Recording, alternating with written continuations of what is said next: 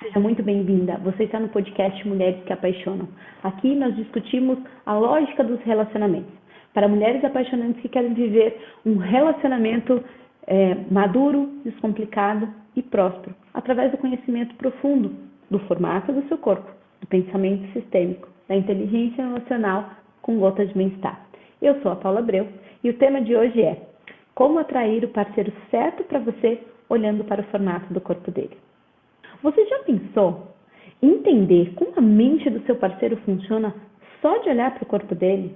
Imagine você ir para a academia e olhar todinho o corpo daquele homem e saber exatamente como a mente dele funciona, ou na balada, ou no andando, em caminhar, ou em qualquer lugar que você esteja, você pode olhar para ele e saber exatamente como ele pensa, como falar com ele, como entender o que ele está te dizendo e falar com ele na mesma língua.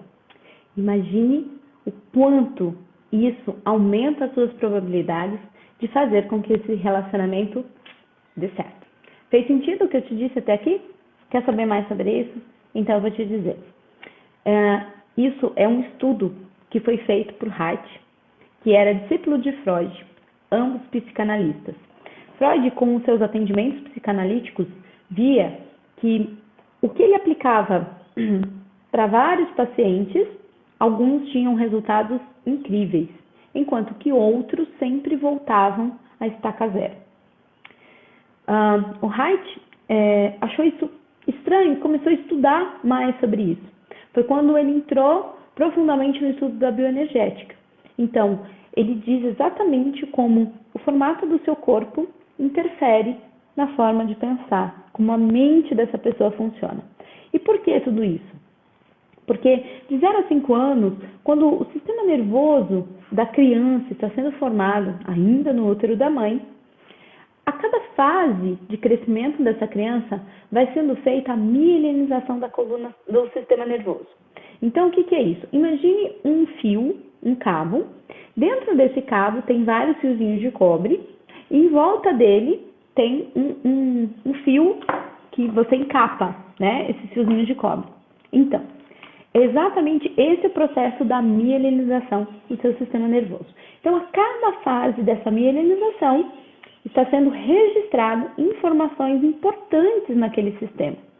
E a cada informação importante de trauma, de dor, o seu corpo vai ganhando formatos diferentes. Então, com isso, nós conseguimos entender, só de olhar para o corpo dessa pessoa, em que momento de dor, em que fase, em que idade da vida dela, ela passou por aquele momento de dor. E pode ser que ela ainda esteja repetindo esses mesmos padrões ainda na idade adulta, né? Então, ela está usando um mapa do passado para poder viver a sua vida no presente e no futuro. Paula, qual é o problema disso? Então, vamos lá. Eu me lembro que quando eu comecei a fazer esses estudos, de forma bem profunda, e as mulheres que passam pelo meu processo sabem o quanto eu gosto de fundo em cada tema, né? O quanto eu não sou fã da superficialidade.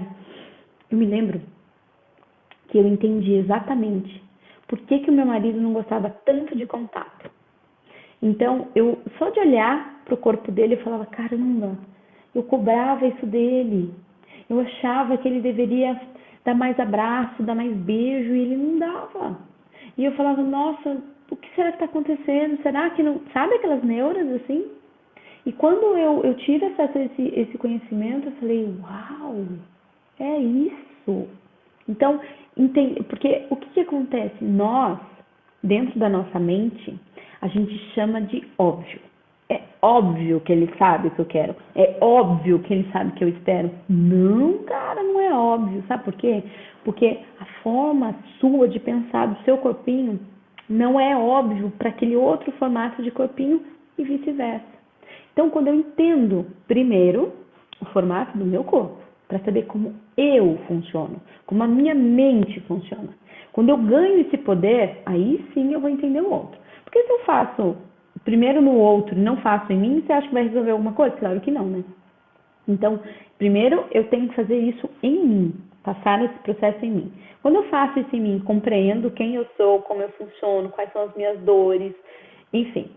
Aí eu vou olhar para o outro. Quando eu começo a olhar para o outro, vão ter atitudes, comportamentos, palavras, ausências, que quando você coloca nesse processo, você vai entender exatamente por que aquela pessoa faz isso.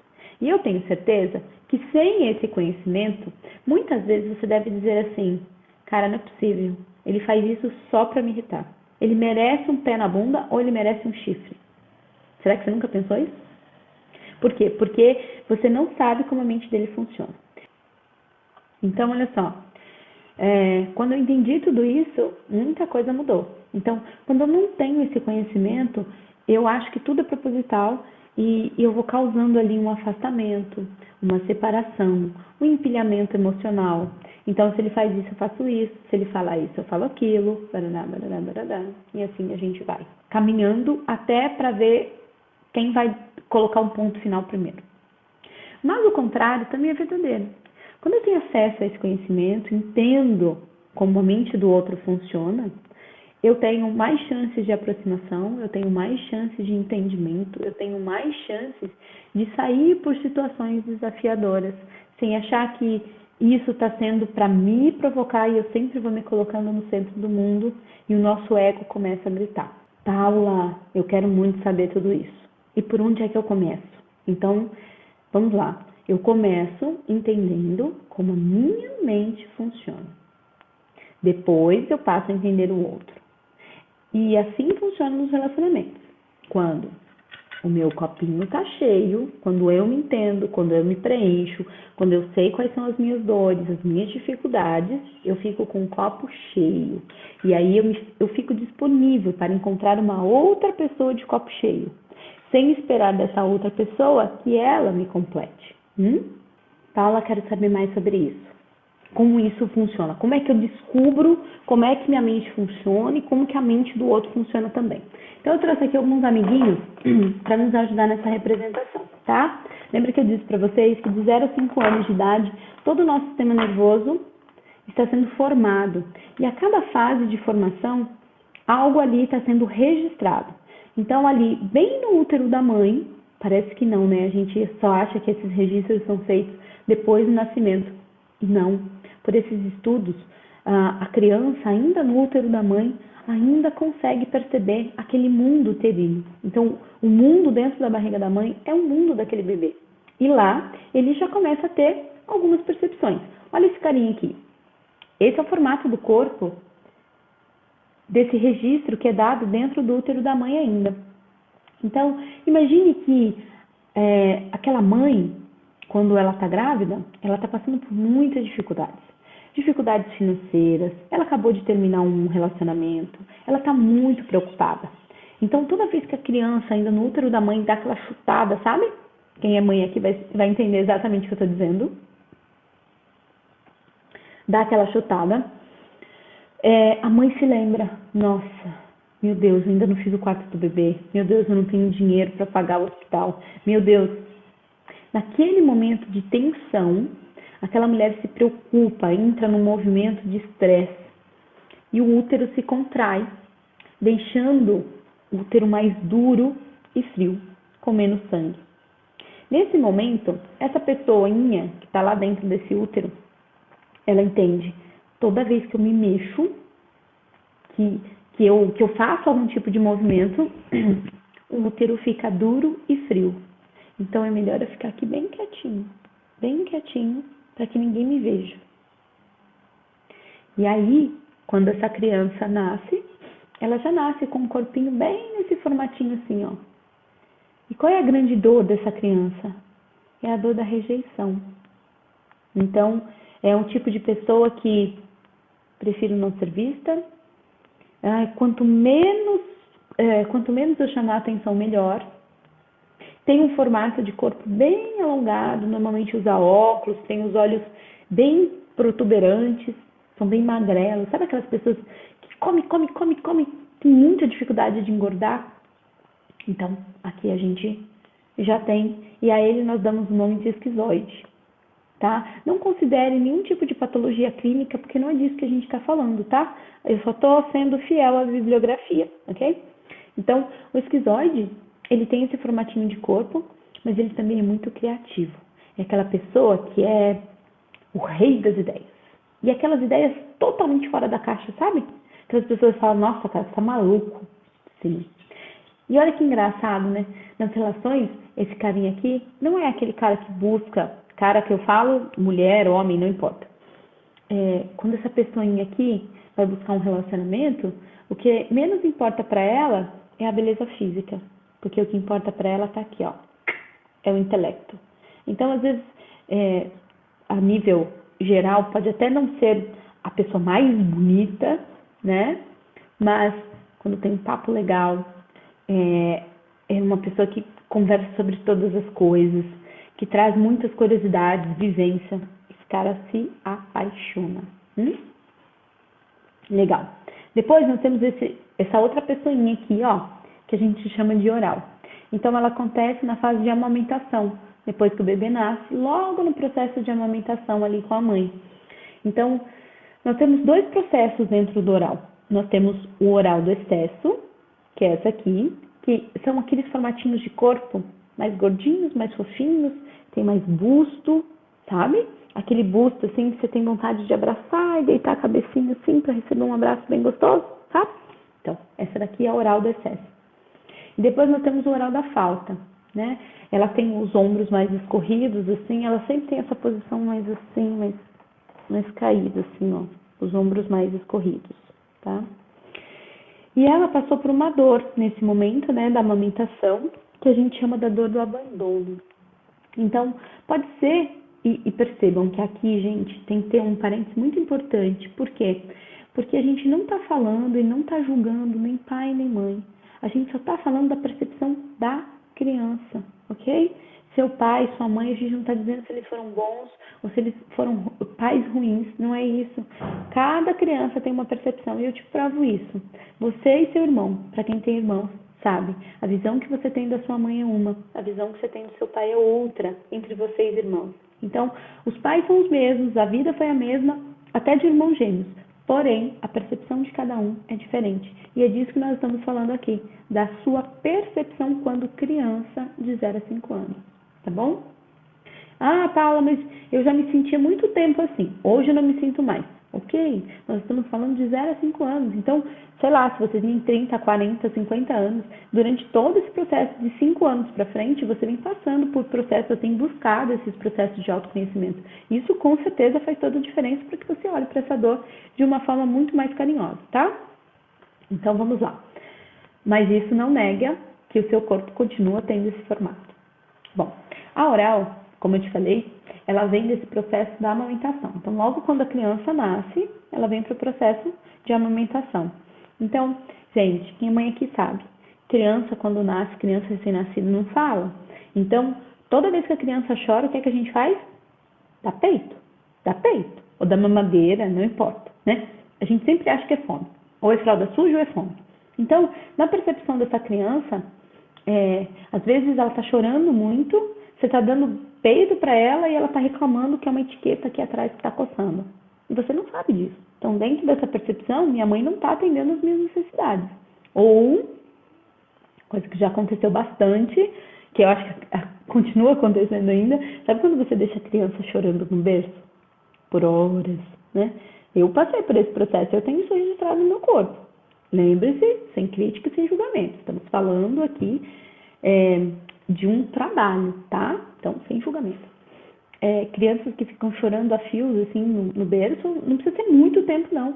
Mas no momento que ela acorde, talvez no meio da noite, e se vire e não vê a mãe, não vê o pai, ela se sente um momento de total abandono, né? Então, essas são pessoas que vão desenvolver mais a parte da boca. Então, elas podem comer mais, por isso são mais cheinhas, ou elas podem fumar, beber. Tudo que tem conexão com a boca tem uma ligação direta com o abandono. Com a parte boa, né, desse traço aqui, ela é muito comunicativa. Sabe aqueles gordinhos que você... Todo mundo tem um meio gordinho, gente boa. Sabe aquele gordinho gente boa? Que faz todo mundo rir, que abraça todo mundo, que tira sarro de todo mundo? Esse aqui, ok? O da falta, eu gosto sempre de falar assim, o da falta sempre acha que vai faltar algo. Então, se você é aquela mulher que vai no mercado e fala assim, eu não vou comprar uma lata de milho não, vou comprar 2, 3, porque vai que falte.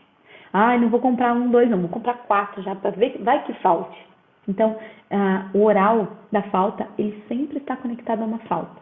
Então, essa é do excesso. Então, ela recebeu muito leite, ela recebeu muito abraço, ela recebeu muito carinho. O da falta, faltou mais amor, faltou mais afeto, faltou mais carinho. Isso na percepção dela. Não estamos falando do momento, não estamos avaliando a história, tá? Só estamos falando da percepção de uma criança aqui que acabou de nascer e está amamentando por volta dos seus 2 meses. Até 2 meses, beleza? Logo em seguida, a gente vem para uma outra pessoinha fantástica, que é essa aqui, que nós chamamos de psicopata. Lembrando que nós não estamos aqui falando de patologias clínicas. Nós estamos aqui honrando a bibliografia da bioenergética, ok? Olha só, o psicopata, ele tem uma característica que vem logo quando a criança começa a ter autonomia, né? Dos primeiros movimentos ali da perninha. Então, a mãe falava assim, filho, diz mamãe. Aí ele fala, mamãe, isso! Filhinho, pega aquilo lá pro papai ver que você sabe pegar. Aí a criança ia lá e pegava. Então, a criança nesse processo aqui, da idade dos 2 aos 3 aninhos, na verdade, não fiquem presos às datas de idade, porque algumas crianças começam a dar mais cedo, outras crianças começam a dar mais tarde, então é uma lógica ali entre um tempo e outro. Fazem que a criança sai das fraldas, então isso não é uma regra, tá? Então, eu vou falando sobre as fases, não vou falar tanto sobre as idades. Então, nessa fase onde a criança começa a ter os primeiros movimentos, né? Filho, fala isso, faz aquilo. Então, ele ainda tem um pouco movimento nas perninhas, mas ele começa a fazer tudo que a mamãe gosta. Porque aqui ele sabe que se ele vai lá e faz exatamente o que a mamãe quer, a mamãe fica feliz. Então, nessa percepção infantil, a criança entende que só o que ela faz é importante. E que as pessoas a amam por aquilo que ela faz. E não por quem ela é. Olha só, gente, que louco isso, né? Uma criança tão pequenininha. E é engraçado que eu não sei você aí, mas eu, como mãe daqui, eu ia fazendo o meu perfil como mulher, né, como pessoa, e como mãe o tempo todo. Eu falava, nossa, isso eu fazia. Nossa, isso... Bom, ainda bem que eu não fazia. Nossa, mas isso eu fazia, né? E é isso que eu quero sempre trazer para vocês, gente. O autoconhecimento é o que faz com que a gente faça todas as nossas viradas de chave. Dos nossos comportamentos, das nossas atitudes. Então, eu sempre fui do tipo de pessoa, mas por que isso é errado? Mas por que não é assim que funciona? Então, dentro desses estudos, eu fui trazendo a história, o conhecimento de tudo isso, e por que isso é assim, e por que isso é assado, tá? Então, o psicopata tem como um traço muito forte nele a liderança. Sabe aquelas pessoas que têm uma facilidade de escolher exatamente as pessoas certas para cada tarefa e que as pessoas fazem tudo o que ela quer? Que muitas vezes você não precisa pedir. Você não precisa pedir nada. As pessoas... ele nunca faz nada. Ele sempre vai pedindo e as pessoas vão fazendo exatamente o que ele quer. De forma consciente ou de forma inconsciente. Qual é a forma inconsciente? Eu acho que deveria ser assim, assim, assado. Se eu fosse você, parará. Aí a pessoa vai lá e pá, vai lá e faz, tá? Qual é o formato do corpo dessa pessoa? Ela tem a parte de cima maior que a parte de baixo. Então, a gente chama do famoso triângulo invertido, ok? Psicopata. Depois, nós temos esse carinha super simpático, que nós chamamos de masoquista. Não considere como patologia, ok? E não é o masoquista que vocês estão pensando, não. É outro masoquista. Esse masoquista aqui, ele começa a se desenvolver quando as perninhas começam a se movimentar. Quando o esfíncter, que segura o xixi e o cocô, já começa a ter uma musculatura suficiente para quando a criança começa a sair das fraldas. E aí, qual é a dor que essa pessoinha tem? No processo do desfraude, muitas vezes, a criança não dá conta de segurar. Faz xixi na calça, faz cocô na calça, faz no restaurante, faz na rua, não é assim? E aí, quais são os processos que a gente faz, como pai e como mãe? Nossa, eu não acredito que você fez isso. Mas é um cagão mesmo. Vem aqui, vamos trocar essa fralda. Às vezes você fala até de um tom irônico, brincando com a criança. Mas não é o que você fala. É o que a criança percebe dentro do seu mundo, né? E nesse momento ela se sente ridicularizada. Principalmente se você fizer isso na frente de outras pessoas. Nesse processo aqui, ó, ela começa a segurar muitas coisas. E não só o xixi e o cocô, quando a criança está chorando muito, você vira para ela e fala assim, ó, engole esse choro. Você faz com que a pessoa segure, com aquela criança, segure também uma emoção.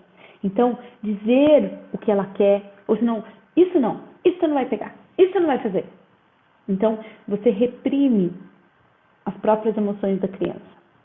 E aí ela vai sempre segurando. Será que eu falo isso? Será que eu faço isso? Será que vão brigar comigo? Será que vão chamar minha atenção em público? Então ela sempre vai tendenciando a segurar. Essa pessoa que tem um formato do corpo bem quadradinho e o bumbum para dentro. Que bonitinho. Então ele tem o bumbumzinho achatado para dentro e obrigatoriamente os pezinhos ficam assim, ó, 10 para as 2, tá? É aqui, ó. E aí, a grande dor dele é a dor da ridicularização. Eu não lembro se eu falei desse. A dor dele é a manipulação. Então, ele manipula as coisas conforme ele quer, um tamanho camaleão. E desse aqui é a ridicularização. Então, todo esse processo de ser chamado a atenção em público, né, faz com que ele sempre segure. Então, muitas pessoas que têm bruxismo, que usaram aparelho dentário, que seguram muita coisa, tem muito desse carinha aqui. Qual que é a parte positiva desse traço? É uma pessoa muito planejadora. Muito. Ela gosta de tudo muito nos mínimos detalhes. Por quê? Ela tem muito medo de dar merda. Entendeu? Então ela tem sempre que planejar muito bem o que ela precisa fazer para que não dê merda. Entende? Então por isso que ela é excessivamente planejadora, excessivamente detalhista. Ótimo. E por último, nós temos as rígidas. Deixa eu pôr aqui. As rígidas, que eu adoro. As rígidazinhas. As rígidas, elas já estão nesse processo por volta dos seus 4, 5 anos de idade. Quando ela vai tendo uma maior consciência de que o mundo está em pares. Meu pai é da minha mãe, meu avô é da minha avó, minha tia do meu tio. E eu? Sou de quem? Quem é meu pai? Nesse momento, a menina entende que o pai é o seu pai. E o contrário também, o menino, o filho menino, a mãe é o pai.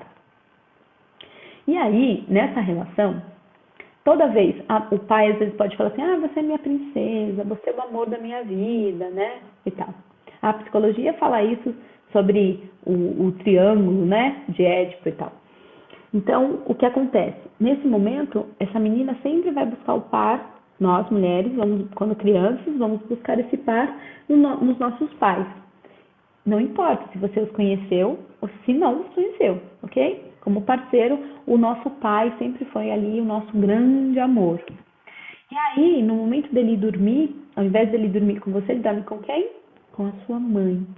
E se seu pai foi para um segundo casamento, ele deixou de ficar com você, deixou de ficar com a sua mãe para ficar com uma outra pessoa. Então, nesse momento, você sente muito forte a dor da troca e a dor da traição. Aí, essa pessoa vai ganhando formato de corpo cheio de curvas. Sabe aquela mulher pera, com cintura bem arredondada, culote, bastante bundão bem durinho, assim? Então, por quê? Porque esse corpo, ele traz consigo uma sabedoria tão grande que ele faz se sentir tão atraente, tão perfeito, para que ele não precise ser traído de novo. Então, essa pessoinha tem uma necessidade de perfeição muito grande, sabe? De tentar ser perfeita em tudo. É aquelas pessoas que para tirar foto, levanta o óculos, arruma o pezinho, arruma a mãozinha, não pode ver um espelho, sabe? Ela tem uma ligação muito forte com o corpo. E também tem uma energia sexual muito aflorada. Sabe aquele sexo appeal, assim, tipo boca, olhar, tipo, sabe, seu olhar te devora, coisas assim. Então, ela tem essa conexão. E aí, a dor dela, então, é a troca, a traição. E a a parte boa, né, que ajuda nesses traços, é a parte da competição. Então, ela é uma pessoa muito competitiva e muito proativa também. Então, tudo aquilo que ela pega a fazer, que ela se dispõe a fazer, ela vai lá e faz.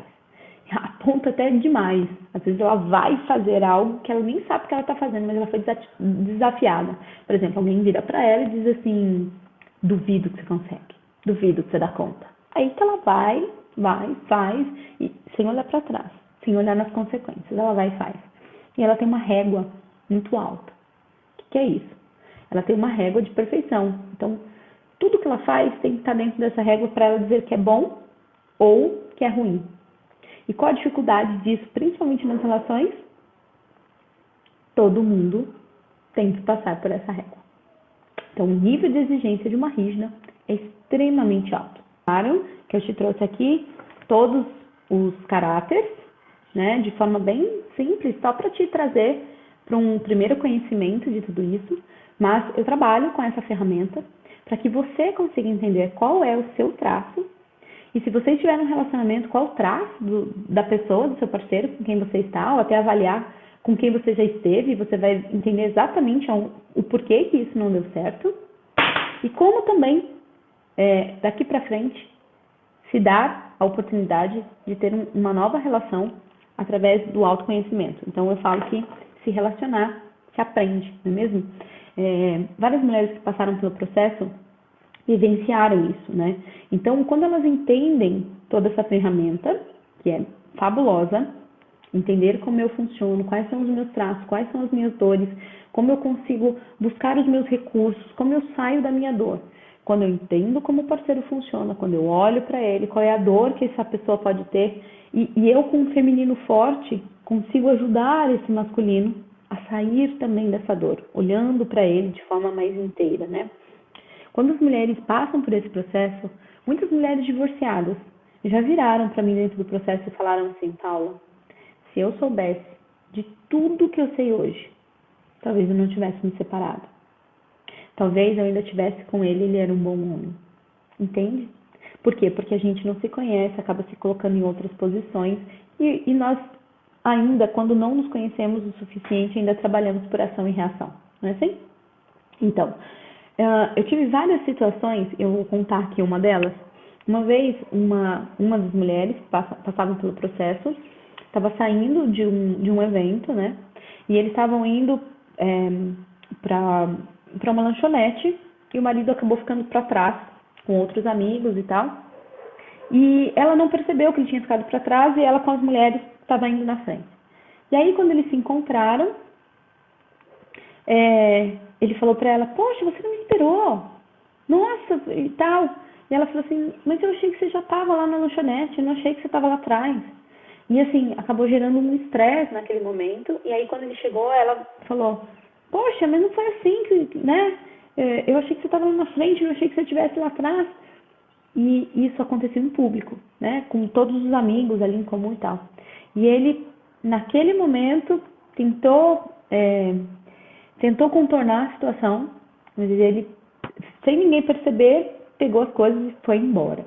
Eu falei: Paula, o que foi que aconteceu? Eu só tinha dito pra ele e tal, por que ele reagiu assim? Então, você imagina, né? Aí você vai para os traços de caráter. Então, uma pessoa que tem bastante rigidez,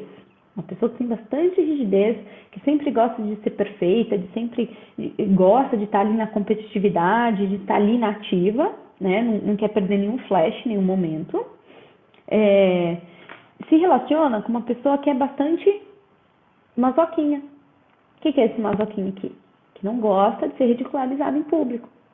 E aí, nesse momento, quando a gente traz essa análise, né, a gente entende que aquele momento de né, por que isso? Não precisava ter feito isso.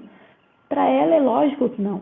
Mas para ele, que tem a dor da ridicularização, com certeza isso doeu muito, né? Então, a forma como ele tem de lidar com essa dor é ir para sua própria caverna. Foi o momento em que ele pega as coisas e vai embora sem ninguém perceber. Entendem? Então, são fatos simples, tão pequenos, que ela falou: nossa, é verdade, como eu não me dei conta disso? Eu fiz tudo errado. Entendem? que eu quero dizer para vocês? Então, do mesmo jeito que não conhecer como a mente do outro funciona pode me afastar, quando eu tenho esse poder nas mãos, eu também posso me conectar. E isso faz toda a diferença nos relacionamentos. Um estudo feito pela Globo.com em março agora de 2020 aponta que 62% das mulheres que responderam a essa pesquisa dentro de um aplicativo de namoro dizem que querem relacionamento sério. Então imagine, você mulher, tendo todo esse conhecimento, o quanto isso não te torna uma mulher muito mais apaixonante. Eu espero ter te ajudado com essas informações, que eu possa ter contribuído para que a sua consciência tenha sido ampliada e o quanto você precisa se aprofundar nesses conhecimentos para entender como a sua mente funciona, como a mente do seu parceiro funciona e como existe uma lógica por detrás de todos os relacionamentos.